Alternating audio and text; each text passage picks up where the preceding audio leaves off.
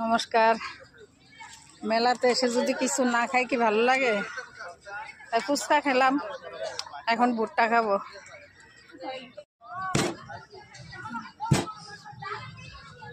দিদিকে বলছি যে এটা 4 ভাগ করে দিতে, কারণ গরম গরম তো এখন খাওয়া সম্ভব না, তার জন্য বলেছি 4 ভাগ করে দেওয়ার জন্য।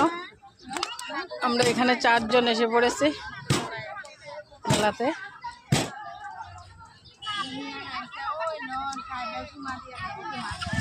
দিদি খুব কষ্ট হচ্ছে এটা কাটতে। নিচে রেখে খুব দাও না, নিচে রেখে এভাবে নিচে রেখে দাও না। হ্যাঁ হ্যাঁ, আরে আমরা মেয়ে লোকের কত বুদ্ধি আছে। গরম যে ধরতে খুব কষ্ট হইতেছে, খুব গরম। একটা দিন না, একটা দিন না। আমার দিদিটা খুব সুন্দর, খুব সুন্দর করে বানাচ্ছে আমাদের জন্য মক্কা। দিদির বাড়ি কোন জায়গায় গো? দিদি আপনার বাড়ি কোন জায়গায়? ওরে বাবা,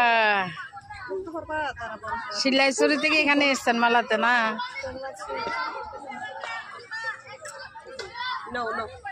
তুমি এসো না, এমনি ধরো, তুমি খাইতে পারবা নি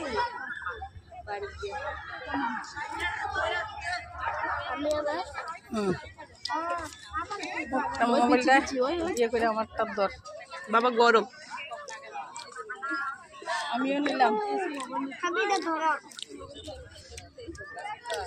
মজা। সুন্দর বাচ্চাদের দোলনা, এটা মনে দোলনা, এটাও দোলনা। হ্যাঁ, এটা বড়রা, এটা ছোটরা। এটা না আমি একটু দুলি। এটা আর না ভাই ভাই ভাই ঝুলানো, এটা এরকম ভাবে না, এদিকে যায় না ভাই। দেখো এগুলো দেয় না। আমি একটু তাই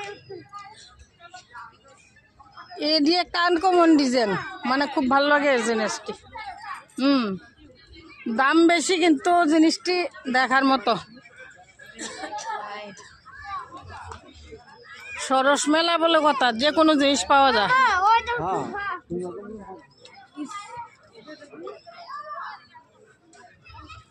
কুটি একটা ছবি তুলে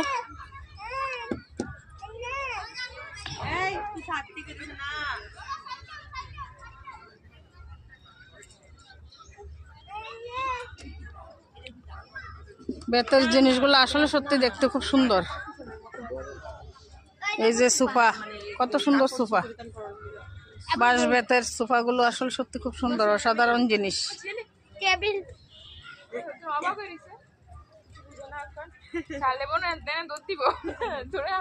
খুব সুন্দর, গুণও ধরতো না, এগুলো বাঁশের না, গুণও ধরতো না।